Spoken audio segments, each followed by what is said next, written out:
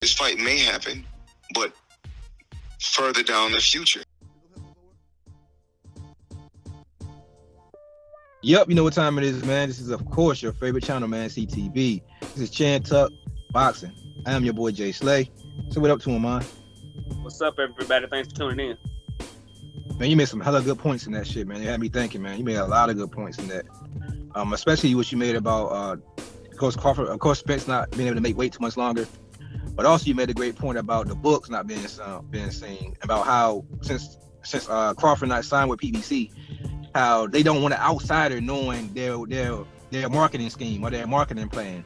They wanted Crawford signed with them, that way he'd be under contract to keep under wraps whatever they do, whatever the fighters do to get paid, because they are some of the highest paid boxers in the sport. Whatever they do to make that type of money, they don't want no outsiders having that game plan. So it's real smart on Al Heyman's behalf to not, we talked about this in the previous video, it's real smart on Al Heyman's behalf to not give the secrets to somebody that he doesn't have any allegiance to. That was a great point you made right there. I had to just repeat it again in case people missed it.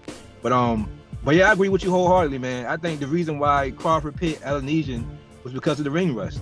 He's a ranked opponent, but he's not a quote-unquote opponent that's you have to really be fearful of him losing. He does have a fear of looking bad, like you said. You made a good point there also. He does have a fear of looking bad in that fight because you never know. I mean, all it takes is one punch to make you wobble. So he could look bad in that fight. But like I said, he hasn't fought in a year. So him fighting somebody like Ugas can't fight. Ugas just got cleared, so I don't see an Ugas fight. So he was unavailable. Keith Thurman gonna want a warm-up fight because he hasn't fought in a while, so he wasn't available. I'm pretty sure you could have got a Stanley Jonas or somebody like that in the ring. Ortiz just had a fight recently, and he's with a Golden Boy, so he's harder to negotiate with. A Golden Boy don't want him to lose. So Crawford was in the position where he had to pick whoever was not only ready for a fight, but it was also a fight that's easier to make. So Alanesian was the guy. He's ranked. Like I said, he had a fight coming, so he's ready, and he wants the opportunity to upset one of the pound-for-pound king. So that's why I think Crawford picked the fight. And of course, like I said, he hasn't fought in a year. He need a payday. With Spence, I am scared of him moving up. I am scared of that. I'm really scared of that.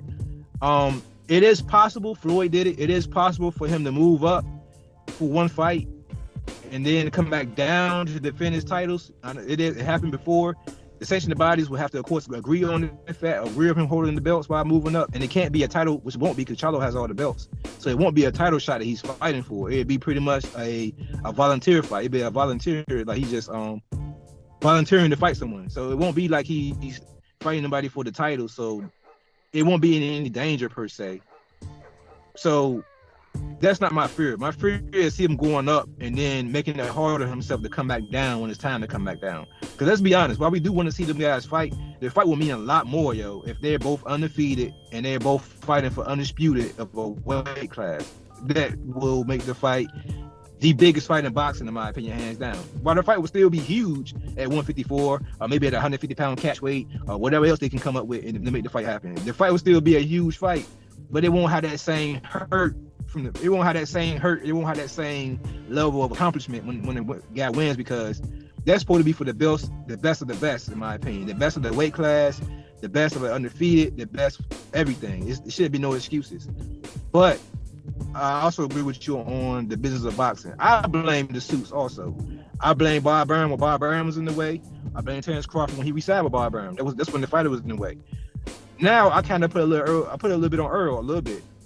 But the part I put on Earl is that I know he put his foot down. You can kind of tell, because they were trying their best to put Keith Thurman in the space. They tried their hardest to put Keith Thurman in the way, and he wasn't biting on it. But I think that his allegiance to them is kind of clouding his say-so per se. He's loyal to Al Heyman. He's loyal to them. So if they tell him that, yeah, we can't make this fight right now, he's going to take that word for it. He really not going to make them give him what he wants per se. He's going to ride with whatever it is. This is what me and you got in a disagreement with yesterday was, I said he's trying to save face. Of course he's going to say that Bud has been prolonging the fight, or he's been stalling for the last few months. Of course he's going to say that. It's the same reason why Crawford came out a couple of weeks ago and said that about the deal he was in place, about the not getting guaranteed money, about the 35-65 split. That's why Crawford came out with that information, was because he know that he was going to look bad in the fact that he was going to look for another opponent. In my opinion, he was already looking for the opponent then. He was already in the market for another fight at that point when he leaked that information. So when he leaked that information, he was pretty much saying, this is why I'm not fighting the guy next. I'm fighting this guy next. Instead of Mayweather coming out, not even Earl haven't come out and disputed it yet. Instead of them coming out and saying that's not true, Crawford is lying, they're pretty much trying to say he's been stalling. So me personally, I'm gonna believe the latest. I'm gonna believe what's recently been put out, because that's what it seems to be what's happening now. What seems to be happening now is I'm gonna believe Floyd and them don't want to fight for whatever reason. I'm not saying they scared of Crawford. I'm not saying they're scared of Earl gonna lose. I'm not saying that. What I'm saying is, for whatever reason, whether it's the money not there, whether Showtime don't have the budget for it. You see what happened with Showtime now. Showtime is closing the doors possibly on boxing forever, like HBO did. So that could be the case, and Fox didn't have room for it because of the other sports that Fox had to deal with and the timing and the budget. That is the reason why the fight is not happening. Like my boy Mon says, it's this business of boxing. It's the overall business of it. That is what's in the way.